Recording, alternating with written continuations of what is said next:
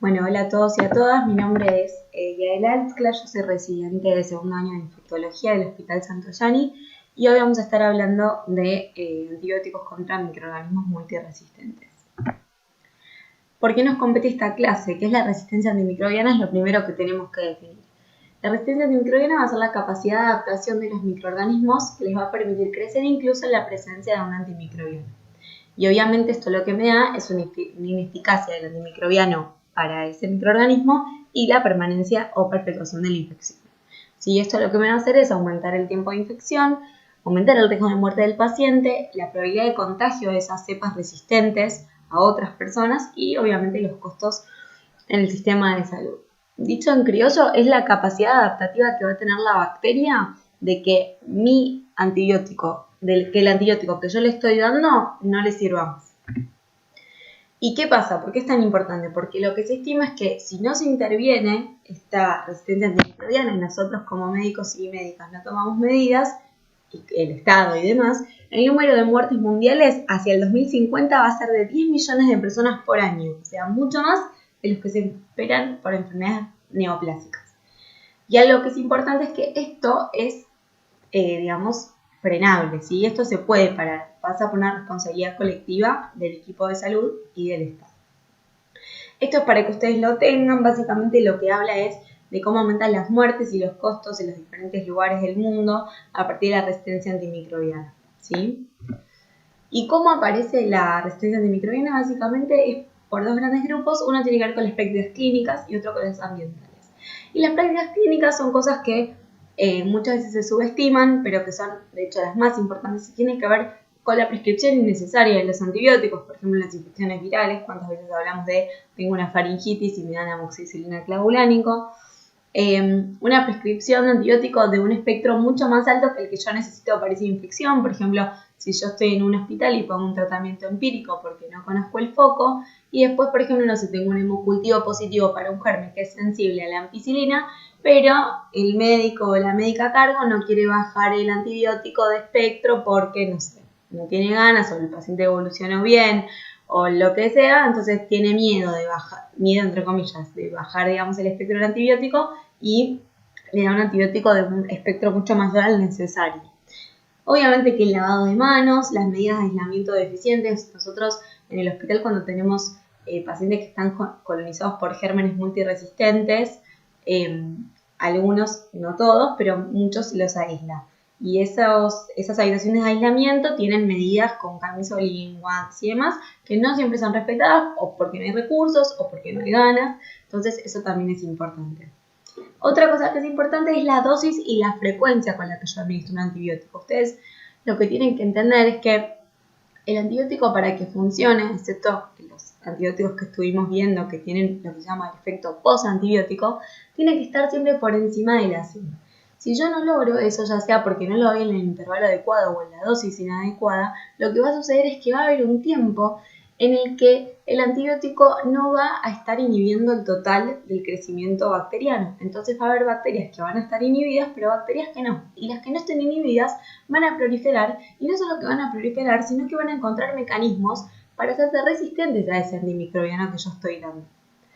Y después las prácticas ambientales, el rubro agropecuario es algo muy importante porque en todo lo que tiene que ver con la ganadería se utilizan muchísimos antibióticos y se vio desde ahí, incluso la FDA, y hay un montón de publicaciones y de cosas que reportan la resistencia que se genera por el uso irracional de antibióticos en la ganadería y obviamente todo lo que tiene que ver con el déficit de la presencia del Estado y los organismos de salud con este tema para educarnos a los profesionales y a la gente.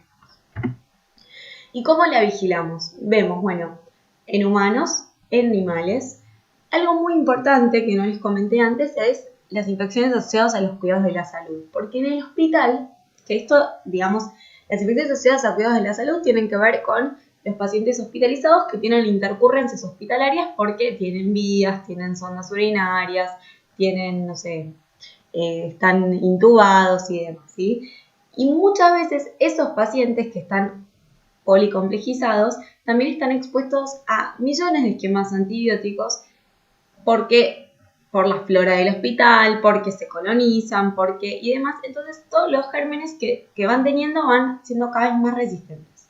concientización sobre el uso de antibióticos, tanto en el ambulatorio como en el ámbito hospitalario, y la comunicación y la capacitación, tanto al personal de la salud como a la población en general, ¿sí? Y acá lo que yo les dejo para que después lo chusmen, hay un programa que se llama VIDA, VIHDA, que es de vigilancia de infecciones asociadas a cuidados de la salud en los hospitales del gobierno de la ciudad. Y lo que acá muestra básicamente es cómo pasamos del uso de lo que era Ampicillin, que era como un antibiótico más inocente, al incremento del uso de antibióticos como tigecyclina y colistin, que ahora vamos a ver que son antibióticos que se reservan para infecciones por gérmenes multiresistentes. Y es importante también esto, hay pacientes que van a tener más posibilidad de tener infecciones por microorganismos multiresistentes que otros, ¿sí?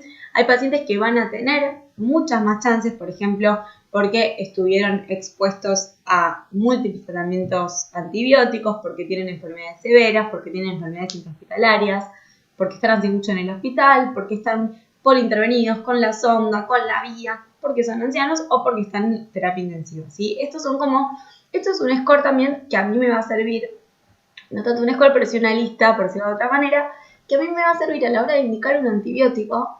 Decir, bueno, este paciente yo no sé qué antibiótico ponerle porque no tengo un aislamiento, ni en el hemo, ni en el uro, ni nada. Pero si le quiero poner un esquema antibiótico empírico, ¿tengo que pensar en gérmenes multiresistentes o puedo estar tranquila que, por ejemplo, con Ampicillin voy a estar bien? Bueno, está bueno poder tomar estos conceptos como para ver si requiere un esquema más antibiótico empírico más amplio o no. ¿Qué pasa en Argentina? Tenemos digamos, la emergencia de un montón de gérmenes que están volviéndose multiresistentes y a los que nosotros hoy llamamos gérmenes problemas, ¿sí? Suelen ser estos que están acá, que son el Staphylococcus aureus, el Enterococcus faecium o fecalis, pero el faecium es más, digamos, el que nos genera más problemas, el Acinetobacter baumannii, la Pseudomonas aeruginosa, la Klebsiella pneumoniae, y hay otros también, como por ejemplo ahora nosotros en el hospital tenemos las Providencias tuarti, que es un germen de la tribu Proteae que se está haciendo multiresistente. A veces hay Proteus que son multiresistentes. Muchos bacilos gram negativos que van tomando fuerza y en contra de nuestro deseo se vuelven resistentes a la mayoría de los antibióticos que tenemos disponibles. Miren, por ejemplo, acá, esto es de Argentina del 2017, tenemos cómo fue aumentando el porcentaje de resistencia de infecciones bacterianas, por ejemplo, por SAMR, por Enterococcus fecalis resistente, Faecium resistente a banco, el Acineto resistente a carbapenem. Antes no servían los carbapenem para Acineto, ahora olvídense poner un carbapenem para un Acineto. La Klebsiella, las ceftriasporinas de tercera generación. Antes la Klebsiella era bledo, ahora tenemos Klebsiellas tipo KPC, que lo que hacen justamente es producir carbapenemasas y nos mata a todos los carbapenemes. Vieron acá, tenemos 15%, es un montón. El Enterobacter cloacae resistente a carbapenems y las pseudomonas también resistentes a carbapenems. ¿Sí? A veces nos encontramos en el hospital con situaciones en las que un germen que en algún momento de la vida, de la historia, fue multisensible, es solo sensible a un antibiótico, y un antibiótico es colistin, por ejemplo, que es un antibiótico malísimo, que no nos gusta para nada, por un montón de cosas que vamos a ver ahora, pero bueno, no tenemos otra alternativa. Entonces, como concepto importante, ¿cuáles son los tipos de resistencia que puede tener una bacteria, ¿sí? Un germen? Puede ser natural, que tiene que ver con una transferencia vertical, quiere decir que esa especie va a ser intrínsecamente resistente a los antibióticos, o una resistencia adquirida que por lo general va a ser por conjugación o a través de plásmidos, ¿sí? Y los mecanismos de resistencia pueden ser un montón, pero los más importantes son la inactivación y destrucción enzimática, por ejemplo las beta-lactamasas, las modificaciones en los sitios de acción, por ejemplo cuando modifican, en el caso de los beta-lactámicos, las PBP, alteración de la permeabilidad, como por ejemplo poder impermeabilidad a sustancias hidrofílicas, disminución de la expresión de porinas, alteración en la entrada de energía. Acuérdense, como vieron hoy, que los aminoglucósidos dependen de muchos factores, de muchos intercambio aniónico, del pH y demás, y eso también las bacterias lo pueden modificar. El flujo del antibiótico, o sea que el antibiótico entra a la bacteria, pero la bacteria logra sacarlo. Alteración de las enzimas que utilizan prefármacos y uso de vías metabólicas diferentes a las que utiliza el antibiótico, ¿sí? Como que lo primería y se va para el otro lado. Básicamente no se tienen que saber esto perfecto de memoria, sino entender que hay un montón de mecanismos, que algunos son más frecuentes en algunos gérmenes y otros más en otros, pero que todos encuentran una manera de zafar del antibiótico, por decirlo de alguna manera. Los gérmenes problemas ya los nombramos antes. Y vamos a empezar con el primero, que es el Staphylo aureus. Bueno, el Staphylo aureus básicamente va a tener las resistencias que nos importan a nosotros. Recuerden que es un gram positivo, va a ser resistente a la penicilina a través de la producción de beta-lactamasas, por eso ya nunca damos penicilina sola, por ejemplo, para un Staphylo aureus. Resistente a meticilina a través de la mutación de los genes MEC, y ahí se van a dividir, acuérdense, en lo que es SAMS, Staphylo aureus meticilino sensible, o SAMR, Staphylo aureus meticilino resistente. O los que son resistentes a banco, que por suerte acá en Argentina todavía tenemos solo 2 casos reportados, que tienen que ver con la producción de resistencia, que puede ser intermedia o puede ser absoluta, ¿sí? Y tiene que ver intermedia con una SIM entre 4 y 8, esto cambió hace poco, o con una SIM mayor a 16. Se cree que es también a partir de la adquisición de genes VAN, que ahora vamos a ver lo que es, que se lo pasa el enterococo, y también lo que hacen es mutar la parte, las uniones de ALA de LAC, para que lo sepan. Esto es lo mismo que les comenté antes. También se cree que hay estáfilos que no son resistentes a bancos, pero que sí que tienen la cima aumentada, entonces que van a tener peor evolución con vancomicina. Y esto, miren, es como fue, digamos, mutando la resistencia del estafilococo a los diferentes antimicrobianos, ¿sí? Otro germen que tenemos gram positivo es el enterococo, que puede ser Fecalis o Faecium. Nosotros siempre estamos más preocupados por lo que es el Faecium. El Fecalis, por ahora algunos son más bonitos. Tienen resistencia natural, que quiere decir que nacen con esta resistencia a la mayoría de los betalactámicos, a las sulfas, a los aminoglucósidos y a la clindamicina. Y el Fecalis puede ser sensible a aminopenicilinas. Cuando nos dicen que un enterococo Fecalis es sensible a AMPI, estamos recontra contentos, porque suelen tener resistencia natural. Y la resistencia adquirida también puede ser a betalactámicos, ahí cuando ya va mutando, aminoglucósidos, estáis a altas concentraciones, y a la vancomicina, que este es nuestro mayor terror, cuando producen genes VAN. Y se llama el enterococo resistente a la vancomicina EBR, ¿sí? Como el SAMR, este es el EBR. ¿Cómo produce la resistencia a la vancomicina? El mecanismo más frecuente es la producción de genes VAN, ¿sí? Nosotros tenemos dos glicopéptidos, que ahora los vamos a estudiar, que son la vancomicina y la teicoplanina, ¿sí? Este cuadrito que les dejo acá es, por ejemplo, yo produzco un gen VAN A, voy a ser resistente tanto a banco como a teico. Produzco uno VAN B, voy a ser sensible a teico, resistente a banco, y si VAN C, lo mismo. Lo importante como concepto también es que el enterococo que más resistencia genera vancomicina es el enterococo Faecium, el Fecalis en muy menor medida, ¿sí? Y acá es como hace, ¿sí? Mutan la terminación de ala, acá después lo pueden chusmear bien para que ya quede el concepto. Otro germen que nos preocupa es la pseudomonas. La resistencia natural es a la mayoría de antimicrobianos. Lo que pasa con pseudomonas es que nos vamos a tener que aprender cuáles son los antibióticos que sí la cubren, porque la mayoría no la cubren, ¿sí? ¿Qué hace? La pseudomonas tiene 1,5 millones de mecanismos de resistencia, siempre se las ingenia para zafar de los antibióticos, pero las más conocidas son la producción de beta-lactamasas y la alteración de la permeabilidad, ¿sí? Lo que hacen son bolos de expulsión y mutación de porinas transmembrana, entonces deja que entre el antibiótico, pero lo expulsa. Otro que nos tiene con dolor de cabeza es el Acinetobacter baumannii.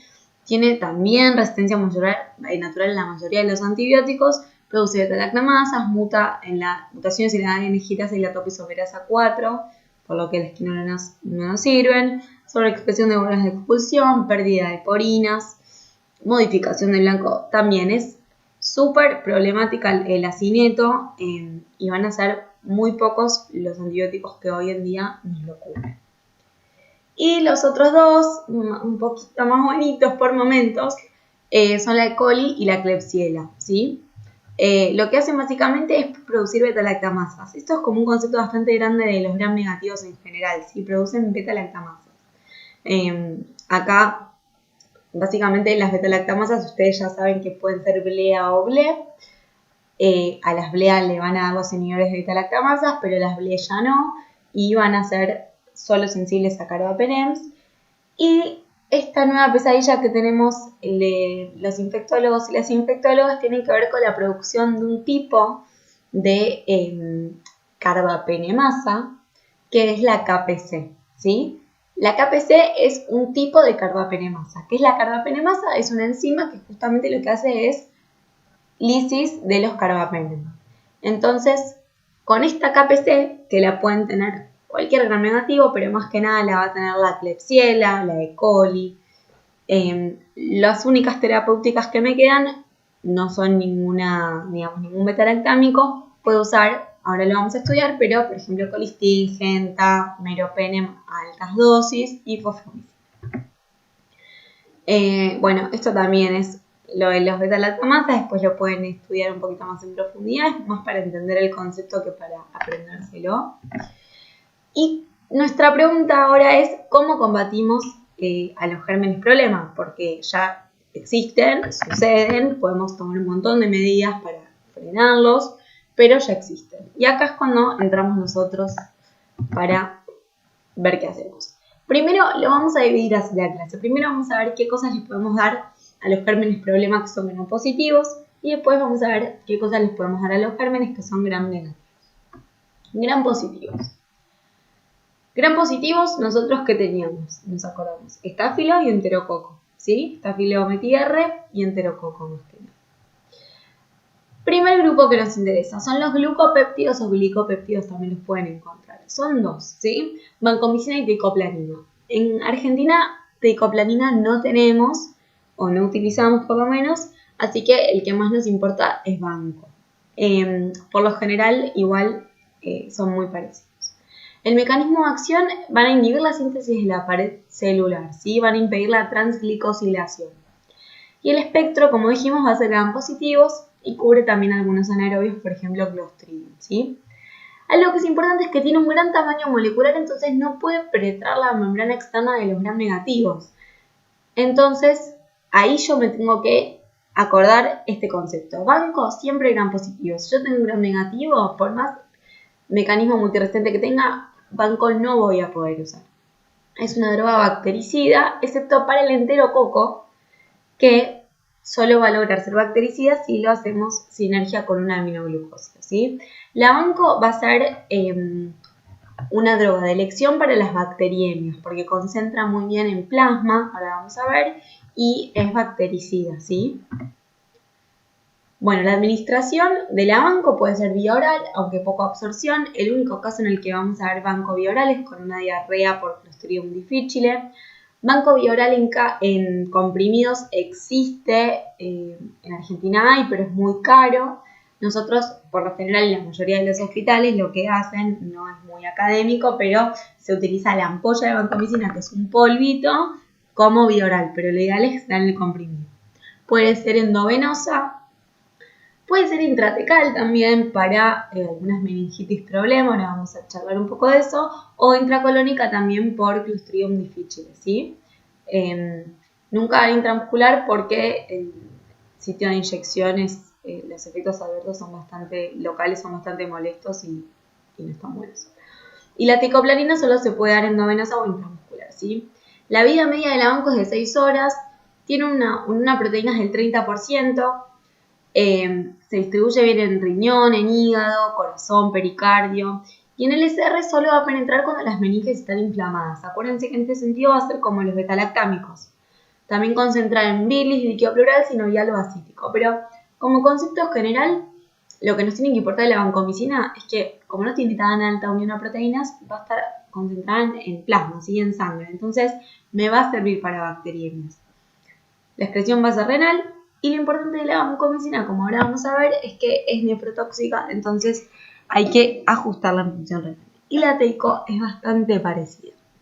Hay un concepto que también es importante, que se llama vancocinemia. Lo que tiene la vancomicina es que es un antibiótico que nos gusta mucho a los infectólogos y a todos, pero tiene una farmacocinética y una farmacodinamia, que esto se dice como concepto, la relación en PKPD, se dice en inglés, muy errática, ¿sí? Va a depender mucho del peso del paciente, de cómo le anda el riñón, de cómo le pase la vancomicina. Tiene, digamos, es muy impredecible. Entonces hay digamos, una herramienta que tenemos que se llama vancocinemia, que básicamente lo que hace es medir la cantidad de vancomicina que yo tengo en sangre, ¿sí? Hay que tomarla de una manera en particular, que no viene al caso, pero lo importante sí es que nosotros ya desde ahora ustedes tengan el concepto en la cabeza de que cuando yo indico vancomicina va a haber algunas situaciones particulares en las que voy a tener que pedir vancocinemia, ¿sí? Por ejemplo, en pacientes con insuficiencia renal, por ejemplo, en pacientes que no negativizan los hemocultivos, por ejemplo, en pacientes obesos, por ejemplo, en pacientes que tienen por algún motivo aumento del volumen de distribución, como puede ser un quemado, como puede ser un paciente que está séptico, ¿sí? Entonces, solo para tenerlo en la cabeza, nadie se los va a preguntar, pero está bueno ya ir sabiéndolo. ¿Y para qué lo usamos? ¿Sí? Infecciones severas en piel y partes blandas, endocarditis, acuérdense que es muy bueno para la sangre, neumonías, aunque tiene baja penetración en pulmón, pero ¿qué pasa? Si yo tengo sospecha de SAMR o tengo documentado SAMR, podría poner vancomicina. ¿Sí? Acuérdense que si yo, por ejemplo, tengo SAMR en la sangre, si una bacteremia por SAMR y tengo impactos pulmonares, esos impactos yo supongo que son siempre hematógenas a partir de la bacteriemia, ¿sí? Entonces, lo que yo supongo es que la vancomicina va a llegar bien a pulmón en ese caso. Distinto es si yo tengo lo único, neumonía por SAMR, que digamos es algo más parenquimatoso y no hubo, digamos, diseminación hematógena, ahí tal vez no elija vancomicina para pulmón. Una osteomielitis en prótesis, me digo que si no tengo otra alternativa, o en las primeras semanas. Infecciones asociadas a dispositivos de derivación ventricular, que esto tiene que ver con muchas veces en las meningitis postquirúrgicas, como dice después, se dan en pacientes que están intervenidos con algún elemento extraño, como en este caso sería la derivación. Infecciones severas por enterococo, infecciones por Clostridium, los que les conté antes, una peritonitis primaria en diálisis peritoneal. Acuérdense que un paciente que dializa tiene un catéter, los catéteres por lo general se van a infectar y un bicho que le gusta mucho los catéteres es el Staphylococcus, entonces es una opción para eso. Y hay un concepto que se llama lock therapy, que tiene que ver con una esterilización de los catéteres permanentes, ¿sí?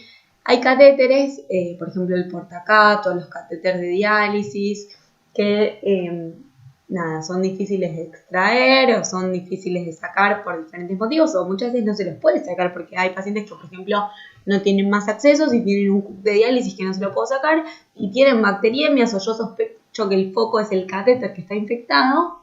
Se puede hacer una cosa que se llama lock therapy, que es que se infunde vancomicina en el catéter por una cierta cantidad de horas con el catéter cerrado y bueno, no viene al caso, pero se busca esterilizar el catéter. ¿Cuáles son los efectos adversos de la vanco? Sí, básicamente se dividen en dos grandes grupos, por infusión o por dosis. Por infusión, el que no se pueden olvidar que se hacen cualquier especialidad en internación, lo van a ver 800 veces, es el síndrome del hombre rojo, ¿sí? Que básicamente es eritema e hiperemia facial. El paciente hace un rash, se pone colorado, empieza a transpirar y esto se da por una liberación de histamina, ¿sí? Y es muy fácil de evitar, pero sucede un montón, porque ¿cómo se evita? Infundiendo la vanco en 1 hora, 2 horas, ¿sí? Pero muchas veces, y ya se van a ir a dar cuenta cuando ejerzan, que hay de pronto algún enfermero que no sabe y le va a pasar rápido, o viene un familiar y abre el Baxter, entonces pasa rapidísimo y de repente el paciente te aparece incendiado y bueno, ¿sabes qué le pasó? Hasta que algún lúcido o lúcida dice, es la vanco. Otras cosas que se pueden dar por pasarlo mal, por la infusión, son la hipotensión severa, paracardia con taquicardia, así no es chiste, pero bueno, nada, lo del hombre rojo se ve un montón. Y por dosis, la ototoxicidad, que es pacientes que se quedan sordos, y la nefrotoxicidad, que lo que hace es afectar el túbulo cotoneo proximal y genera isquemia tubular, ¿sí? nada, la verdad que la vancomicina da bastante nefrotoxicidad. Obviamente, ustedes siempre recuerden que los pacientes internados por lo general la mayoría tiene bastantes comorbilidades, entonces por ejemplo un paciente ya diabético, hipertenso y demás, que encima le hay un nefrotóxico a ese riñón que no debe estar tan sano, tiene más predisposición. Y es clase C en el embarazo. Otros que siempre tengo que pensar son máculas cutáneas, puede haber anafilaxia hasta Stevens-Johnson, flebitis y dolor en 7 inyecciones, escalofríos, exantema, puede dar fiebre, puede dar neutropenia, sobre todo en tratamientos prolongados, y trombocitopenia. Bueno, otro que tenemos para los gram positivos son las oxazolidinonas, ¿sí? O la más conocida, linezolid. Linezolid es un antibiótico que lo que va a hacer es inhibir la síntesis de proteínas alterando la subunidad ribosoma 50 veces, ¿sí? Como concepto importante del linezolid, lo que tenemos que saber es que es un antibiótico bacteriostático contra la mayoría de los gram positivos, bactericida contra estreptococos. Esto lo dice el Goodman, ustedes lo van a encontrar, pero la verdad es que en la práctica nosotros para bacteriemias elegimos no usar linezolid, aunque sea por estreptococos. El espectro va a ser gram positivos, como la mayoría, ahí los tienen nombrados, algunos son aerobios, igual que la banco. Y con linezolid hay algo particular que es digamos, útil contra las micobacterias, ¿sí? Mycobacterium tuberculosis, Mycobacterium complex y otras micobacterias de crecimiento rápido. Y esto va a estar bueno, o sea, va a estar bueno por tener la opción, pero no va a estar tan bueno para lo que lo tenemos que usar, que son para las tuberculosis multiresistentes, ¿sí? Es una opción que la tengo que tener, digamos, en vista, porque a veces encuentro con pacientes con tuberculosis multiresistente y linezolid es algo piola para mí. Hay algo de linezolid que ustedes no se pueden olvidar que tiene que ver con la biodisponibilidad. Es un antibiótico que es espectacular por vía oral porque tiene la misma biodisponibilidad que endovenoso, 100%, ¿sí? Los comprimidos se pueden tomar con o sin alimentos y si el infundo tiene que ser entre 30 a 120 minutos. La vida media es de 4 a 6 horas, tiene baja unión a proteínas, 30%, y se va a distribuir bien en los tejidos que tienen abundante circulación, pulmón, hueso y LCR. Pero no lo usan mucho en bacteriemias por esto que les contaba de que es bacteriostático, ¿sí? Y la excreción, por lo general, va a ser, más que nada, el metabolismo va a ser hepático, tiene un poco de excreción renal y un poco de excreción por heces. Y algo espectacular del linezolid es que no lo tengo que ajustar en insuficiencia renal. Entonces ahí ya tengo una diferencia con banco que está buena y que lo tengo como alternativa. La diferencia más grande entre el linezolid y banco es el tema de que sea la banco bactericida y el linezolid bacteriostático, porque me va a limitar mucho las opciones terapéuticas que tengo.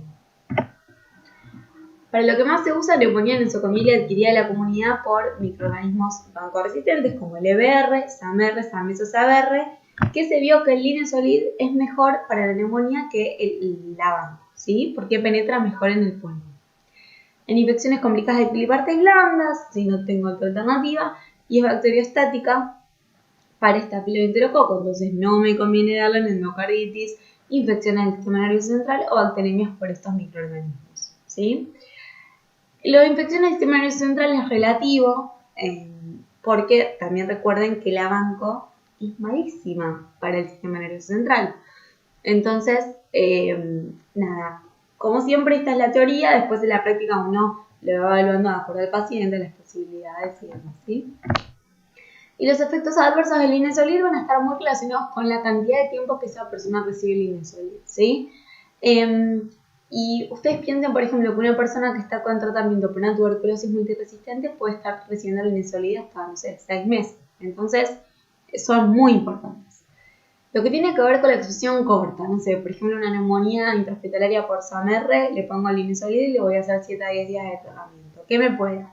Erupción cutánea, cefalea, síntomas gastrointestinales, como todos los antibióticos del mundo. Si tengo una exposición más prolongada, más de 2 semanas, puede ya haber trombocitopenia, anemia y neutropenia, que son reversibles cuando retiro el fármaco y se controla con hemograma semanal. Y la exposición larga, más de 4 semanas, que no es tanto, es un mes, puede generar acidosis láctica, neuritis óptica, neuropatía periférica, e hiperpigmentación lingual, ¿sí? Pero hay una cosa que ustedes no se pueden olvidar. El linezolid, además de tener su mecanismo de acción inhibiendo la subunidad 50, por definición, cuando lo fabricaron, lo hicieron de alguna forma que quedó como un inhibidor de la monoaminoxidasa débil. No sé si ustedes se acuerdan, si no igual lo van a ver más adelante, pero los inhibidores de la monoaminoxidasa son antidepresivos que ya están en desuso, pero que existen. ¿Y por qué esto es importante? Porque yo tengo que recordar siempre que el linezolid es un IMAO débil. Porque cualquier cosa que yo le dé que me interaccione con eso, me puede generar efectos adversos cuasi fatales, ¿sí? No lo puedo dar con otros inhibidores de la monoaminoxidasa, con inhibidores de recaptación de serotonina, con antidepresivos tricíclicos, con agonistas de serotonina, con simpático-miméticos, con vasopresores y con dopaminérgicos, ¿sí? Porque lo que me genera son dos síndromes muy importantes. Uno es el síndrome serotoninérgico, que no sé si lo acuerdan de tóxico, si ya lo vieron, pero que me genera palpitaciones, cefalea, crisis hipertensiva, rigidez, clon, sudoración excesiva, escalofríos, dolores, diarrea o fiebre, ¿sí? O sea, aumenta todo lo simpático, por decirlo de alguna manera, en el cuerpo. Y también otro que es importante es el síndrome del queso, que ya lo van a aprender, o si ya lo aprendieron buenísimo, que tiene que ver con consumir alimentos que no sean ricos en tiramina, porque genera también, ¿sí? Aumento de la dopamina y de las diferentes sustancias simpáticas y generan efectos adversos no deseados. Bueno, esto es lo mismo. Otro para los gram positivos que tenemos es la daptomicina, ¿sí? Que es un lipopéptido. Lo que hace es, se va a unir en presencia de iones de calcio a las membranas bacterianas de las células, formando poros y causando despolarización con inhibición de la síntesis de proteínas de ADN y de ARN. Y lo que genera es una muerte de la célula bacteriana. El espectro otra vez a los gram positivos y va a ser bactericida frente a los gram positivos, diferente a lo que era el linezolid. O sea que Dapto, por ejemplo, sería una buena alternativa cuando yo tengo un paciente con insuficiencia renal que no le puedo dar banco, le puedo dar Dapto. Se administra endovenosa solamente. La distribución tiene alta unión a proteínas, que es reversible, igual va y viene, la vida media es de 8 a 9 horas. Se concentra en el plasma y líquido intersticial, o sea que es muy buena para la bacteriemia. No cruza en forma efectiva la barrera pandencefálica, o sea que para el sistema nervioso no está buena. Tiene buena penetración en tejidos blandos, vegetaciones y las biopelículas. Penetra bien en el pulmón, pero es inactivado por la sustancia pulmonostensoactiva, o sea, el surfactante. Y esto es como lo que ustedes tienen que saber de Dapto, ¿sí? La Dapto no sirve para el pulmón, porque el surfactante se la come. Entonces, directamente, si yo tengo una infección en el pulmón, la daptomicina no va a estar dentro de mis opciones terapéuticas. La excreción es 80% por orina, el resto por heces, se ajusta en insuficiencia renal. Y algo que está bueno de la Dapto saber también es que es concentración dependiente y que tiene efecto posantibiótico. Recuerden, el efecto posantibiótico, como por ejemplo los aminoglucósidos, que nosotros siempre estudiamos, en el caso de la Dapto también tiene, ¿sí? Cuando está por debajo de la SIM sigue siendo efectivo. ¿Cuáles son las indicaciones que están aprobadas por la FDA? Porque una cosa es para lo que nosotros la usamos y otra cosa es para la que la FDA la aprobó. Entonces, vamos a charlar un poquito de eso, ¿sí? Infección de piel y partes blandas complicadas por cocos positivos, bacteriemia endocarditis derecha, es lo que dice la FDA, solamente derecha. ¿Por qué les parece que sea derecha? Bueno, espero que se les haya ocurrido. Si la endocarditis es izquierda, yo cuando pasa la daptomicina por el pulmón para llegar a las cavidades izquierdas, ¿qué pasa? Se inactiva, entonces no me sirve para nada. Otras indicaciones son las infecciones por SAMR, endocarditis izquierdas, más o menos confirmado. Se dice que se puede hacer un metalactámico para que sea efectivo. Osteomielitis artritis-séptica, infecciones por EBR y otras cosas. Los efectos adversos, la que tienen que saber de daptomicina es la lesión del músculo esquelético, por eso se tiene que hacer un control de CPK semanal. Tiene un criterio de suspensión, que es que si es más de 10 veces el manual normal de CPK, o si es más de 5 veces pero con síntomas. Obviamente cuando yo lo combino con otros fármacos que son, digamos, que generan cualquier miopatía o lesiones del músculo, aumenta el riesgo de tener esto.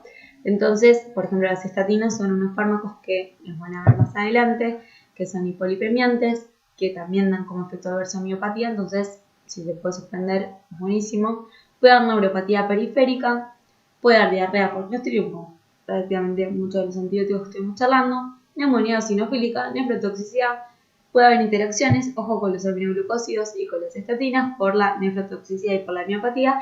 Y algo que es un detallecito, pero que está bueno para la práctica cuando uno es residente, puede prolongar el tiempo de ATP, ¿sí? A veces ustedes van a ver cuando piden laboratorios, ustedes van a recibir los laboratorios y van a encontrar que hay valores que no se condicen con nada de lo que le está pasando al paciente, ¿sí? No sé, está linfopénico y no sabes por qué, tiene alterado el coágulo, no sabes por qué, sí, obviamente después de interpretar a todo el paciente, y a veces es tan simple como fijarse qué drogas está recibiendo ese paciente. Muchas de las cosas que le alteran el laboratorio, o muchas veces muchas de las cosas que le pasan en la clínica, tienen que ver con los antibióticos o con los fármacos que están recibiendo. Por eso también es tan importante saber fármacos.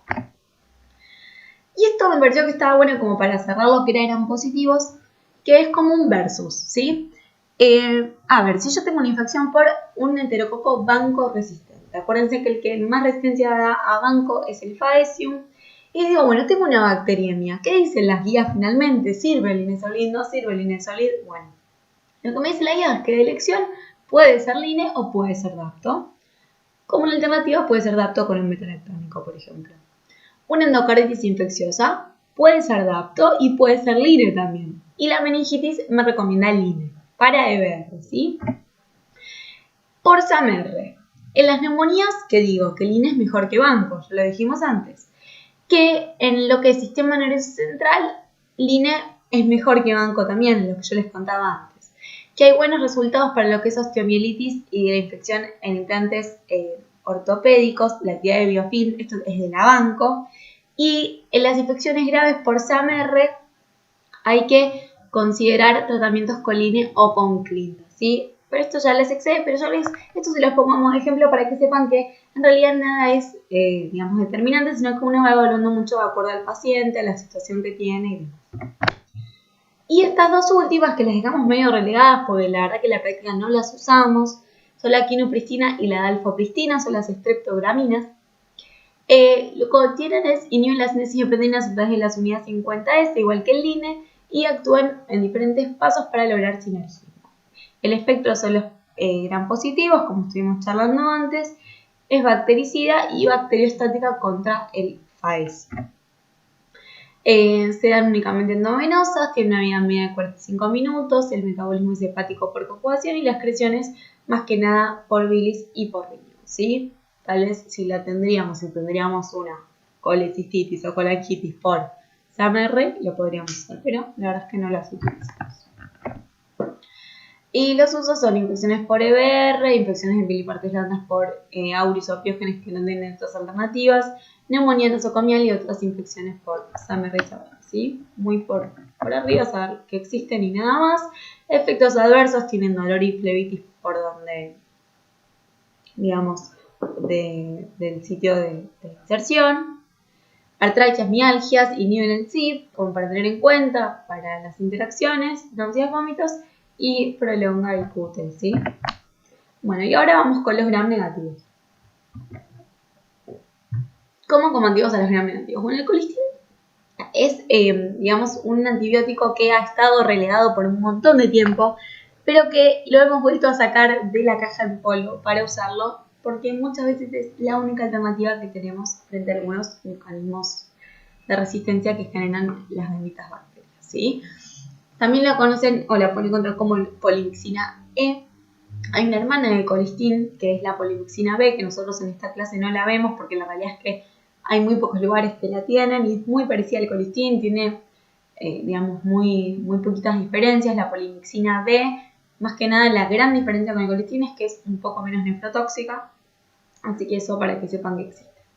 Bueno, ¿cómo actúa el colistin? Lo que hace el colistin es unirse a los lipopolisacáridos y fosfolípidos de la membrana externa de las bacterias gram negativas y produce cambios en la permeabilidad, ¿sí? Son moléculas catiónicas, van a desplazar al calcio, al magnesio, cualquier catión bivalente y hacen una disrupción de la membrana externa. También se van a unir a la porción del lípido A de la endotoxina o del lipopolisacárido y bloquearían los efectos biológicos de las endotoxinas. ¿Sí? Lo que hace eso es unirse a la membrana. El espectro es la mayoría de los gram negativos, E. coli, Klebsiella, Enterobacter, Pseudomonas, acineto y no sobre gram positivos. Y es bactericida. Se administra, puede ser por forma tópica, inhalatoria o endovenosa. Nosotros la usamos más que nada endovenosa, pero existe personas que la usan inhalatoria, más que nada los pediátricos.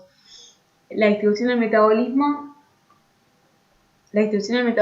tiene poca penetración en pleura, pulmón, hueso y líquido cefalorraquídeo, y la excreción es renal y se ajusta en insuficiencia renal. ¿Para qué se usa el colistin? ¿Sí? El uso tópico es en infecciones gastrointestinales, por ejemplo, por microorganismos multiresistentes. Nosotros esto no lo usamos, una otitis externa, queratitis. Yo nunca vi el colistin tópico, pero alguien lo debe usar. Puede ser sistémico, que es el que más usamos, que son en infecciones graves del tracto respiratorio inferior y urinario por microorganismos multiresistentes. Cuando lo usamos, intentamos reservarlo para cuando hay gérmenes que tienen resistencia a todo menos a colistin. Inhalatorio, más que nada en pacientes con infección por pseudomonas con fibrosis quística. Y neumonía intrahospitalaria también, ¿sí? Acá les dejé una foto del piti para que no se olviden cómo quedarían con colistin. Los pacientes más o menos quedan así. Genera mucha nefrotoxicidad. Nosotros en el hospital más o menos que sabemos que persona que le indicamos colistin, persona que va a tener un aumento de la creatinina a los 2 días, ¿sí? Es realmente muy nefrotóxico, por eso es tan importante ajustarlo a función renal, estar atrás de los pacientes y tratarlos bien. Puede generar neurotoxicidad, mareos, debilidad, parestesias faciales y periféricas, vértigo, alteraciones visuales, confusión, habla balbuciante y ataxia. Si se acuerdan del piti se van a acordar de todo esto. Genera también como si fuese... no me sale la palabra, las mioclonías que se ven, está bueno, o sea, no está bueno para el paciente, pero está bueno para acordarse que también puede dar esto de la neurotoxicidad y de la placa neuromuscular, y también puede dar rash, que eso también lo vi, con episodios membranosos como todos, y es categoría C en el embarazo. Y lo importante es que la neuro y la nefrotoxicidad es reversible, ¿sí? Los pacientes, por lo general, cuando uno le interrumpe la noxa, el colistin, y lo baldea un poquito con agua para que limpie el riñón, revierte. Otro antibiótico que nos gusta mucho es la tigecyclina. Es un análogo sintético de las tetraciclinas, es de tercera generación. Como las tetraciclinas, lo que hace es inhibir la subunidad 30S. El espectro de las tigecyclinas, yo lo puse con gram negativos porque lo usamos más para gram negativos, pero acuérdense que la tige es muy noble y como las tetraciclinas son de amplio espectro. Entonces, ¿qué hacen? También cubren gram positivos, cubren gram negativos, aerobios, anaerobios. No sirve para pseudomonas, eso es lo que es importante, y tampoco sirve para las famosas tribuproteae o proteaceae, depende de cómo la encuentren, que son estos 3 gérmenes que son Proteus, Morganella y Providencia, que como les comentaba antes, en el caso de Proteus y Providencia también son 2 gérmenes problema. Son bacteriostáticos como las tetraciclinas y son tiempo dependientes. Se administra endovenoso, no tenemos otra vía, la distribución y el metabolismo tiene que ver con una vida media de 24 a 40 horas, tiene alta unión a proteínas, el metabolismo es hepático, solo se ajusta a la insuficiencia hepática a partir de Child C, tiene buena distribución en bilis, vesícula, colon, pulmones, en especial los macrocelulares, y se acumula en hueso. Esto es importante, ¿sí? Yo, si tengo una bacteriemia, nunca voy a dar tigecyclina porque tiene alta unión a proteínas, entonces se fuga de la sangre, se me va a ir a los tejidos. Tige es muy buena para abdomen, es muy buena para hueso, para los tejidos que están bien vascularizados, que son, digamos, que no son la sangre, es buenísima, pero para lo que es la bacteriemia es pésima, ¿sí? Porque se escapa. La excreción es mayormente biliar, la eliminación es por materia fecal y el resto es por orina. ¿Para qué la usamos? Para infecciones complicadas de la piel y tejidos blandos. Perfecto, ¿por qué? Porque les dije que se fuga de la sangre. Para infecciones intraabdominales complicadas, por gérmenes problema. Para infecciones por cepas de CMR y los pacientes alérgicos a bancos puede ser una alternativa, nosotros muchos no lo usamos, pero está reportado. Infecciones polimicrobianas por gérmenes de alta resistencia, como cineto o bacterias productoras de BLE. Y no es útil para bacteriana. Eso es lo que tienen que saber de TIGE. Los efectos adversos, los mismos que cualquier fármaco, náuseas, vómitos y diarrea. Generan también una alteración de la activación de la tromboplastina, hepatotoxicidad, colitis subvenosa, pancreatitis, que también existe, fotosensibilidad, alteraciones en la pigmentación dentaria, sobre todo en los nenes, y está contraindicada en el embarazo, como todas las tetraciclinas, y menores de 18 años, y disminuye la eficacia de los anticonceptivos orales, ¿sí? Pancreatitis, fotosensibilidad son como las cosas más características de la TIGE. Tenemos, por último, si no me equivoco, la fofomicina, que es otro de los fármacos que ahora el laboratorio que lo está haciendo se hizo millonario, como les contó Damián, porque lo recontra usamos para gérmenes problema. Es un derivado del ácido fosfónico, también tiene, digamos, una farmacocinética y farmacodinámica poco estudiada, poco conocida, no se la conoce muy bien, pero lo que hace es inhibir la síntesis de la pared bacteriana por inhibición de la enzima enol-pirubil transferasa, ¿sí? El espectro son los cocos positivos y algunos gram negativos también. Acá tienen anotados cuáles. Y es bactericida. No me sirve para pseudomonas y no me sirve para cineto como monoterapia, ¿sí? Puede ser tal vez eficaz en combinación con otros antibióticos como cefepime, astronamo, meropenem o aminoglucósidos. En realidad, por lo general, fofo lo vamos a usar nosotros cuando me la informan sensible en el antibiograma. Muy raro que uno ponga empírico, fofo, muy raro. No se carga en otros centros, por lo menos nosotros en el hospital no la ponemos como empírico, sino que ya cuando tenemos documentado un germen, problema, sensible a la fofomicina, sí la vamos a poner y por lo general, como bien decimos acá, no la ponemos como monoterapia. Se administra, existe vía oral, que está bueno, porque ahora vamos a ver para qué la usamos, si es una opción. Puede ser también transfusoria endovenosa. Es hidrofílica, se concentra más que nada en orina, esto es lo que ustedes tienen que saber, la fofo es orina, plasma, pulmón, líquido cefalorraquídeo y músculo, y se ajusta a la insuficiencia renal. Atención con este dato, que parece algo muy tonto, pero que está bueno saberlo, y es que la fofomicina tiene mucho sodio, ¿sí? Otro antibiótico que tiene mucho sodio es el pipertazo. Si usted se tiene que acordar dos fármacos que tienen mucho sodio son la fofomicina y el pipertazo.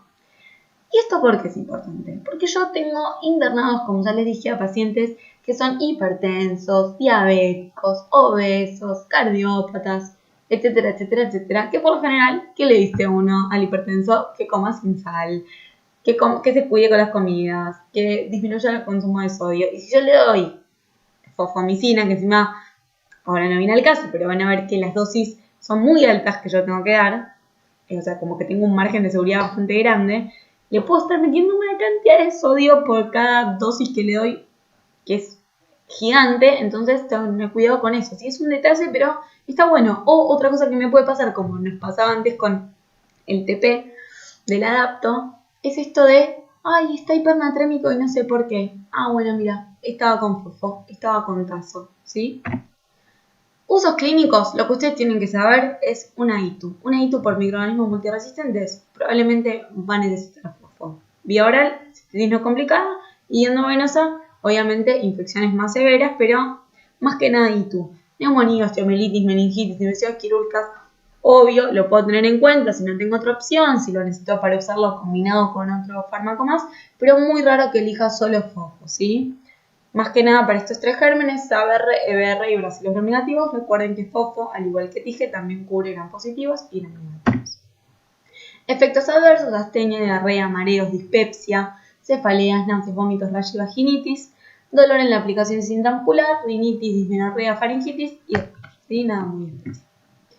Y esto se los dejo, digamos, a modo informativo para que ustedes lo sepan. Hay nuevos fármacos que están saliendo que probablemente cuando ustedes empiecen a ejercer van a ser fármacos que van a ser mucho más usados. Yo no me quise detener mucho en esto porque es más del especialista, pero simplemente para que les vaya sonando y los vayan conociendo. cada vez vamos a tener más producción de enzimas contra nuestros amados beta-lactámicos.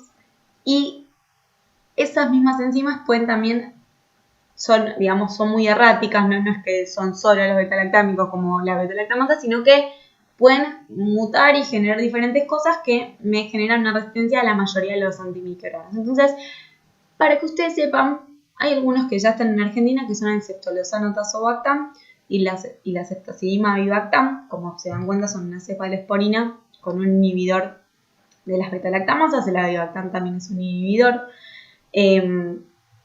Entonces, hay algunos gérmenes, como por ejemplo la famosa cualquier bacteria gram negativa productora de KPC, que la ceftazidima avibactam me va a servir para eso, ¿sí? Después hay otro que son Astrorama avibactam, Meropenem baborbactam y Mipenem relebactam, que esos no están todavía en Argentina, pero para que ustedes ya los vayan conociendo, y si algún día alguno se infecta o le genera curiosidad, puede volver a esta diapo y fijarse a esta clase, digamos, y fijarse, este me sirve, este no me sirve.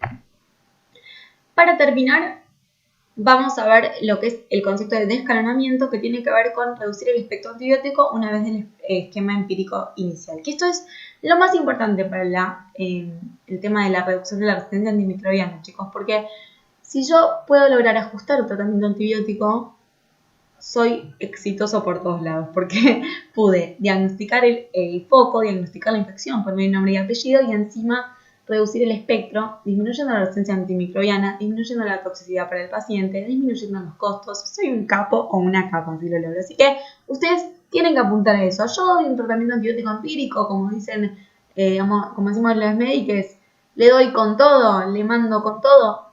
Está bien, en el agudo, cuando el paciente está descompensado, lo puedo hacer ahora. Después, a las 48 horas, es mi deber, y lo dice cualquier guía, yo tengo que revaluar el tratamiento antibiótico. Y revaluar el tratamiento antibiótico es ajustarlo al antibiograma. Y si no tengo aislamiento, es un problemón, ¿sí? Si yo, de todos los cultivos que saqué, no me vino nada, no sé de qué disfrazarme. Pero mientras yo tengo un aislamiento, tengo que ajustar a eso, ¿sí? Y también suspender los antibióticos y no prolongar los tratamientos en vano. Ajustar, ahora se usa mucho eso también, de disminuir el tratamiento antibiótico a la menor cantidad de días posibles, que igual se ve que es igual de efectivo, ¿sí? Esto es lo mismo, disminuye la margen de resistencia, los efectos adversos, el daño, los costos y la evolución clínica mejora.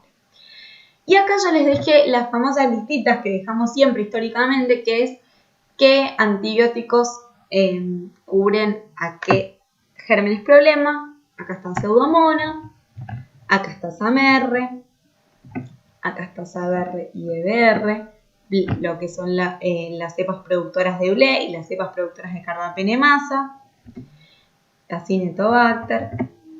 Y acá al final les dejé otra vez lo que viene, qué cubre KPC, qué cubre NDM, que es una nueva Carbapenemasa que tenemos, y OXA, que es otra Carbapenemasa que tenemos, para que ustedes lo sepan. ¿Sí? Acá ven que en verde tienen las que se cubren el 80%, o sea que son sensibles en el 80% de las veces, en amarillo en el 60%, en el 40%, en el azul el 40% de las veces, y en violeta menos del 20%. Bueno chicos, muchas gracias, espero que les haya gustado y les haya servido. Cualquier duda me pueden escribir al mail que ahora les dejo, que es, que no lo anoté, pero se los digo vía oral, que es ilatina.altclas@gmail.com, y estamos charlando. Bueno, mucha suerte. Gracias.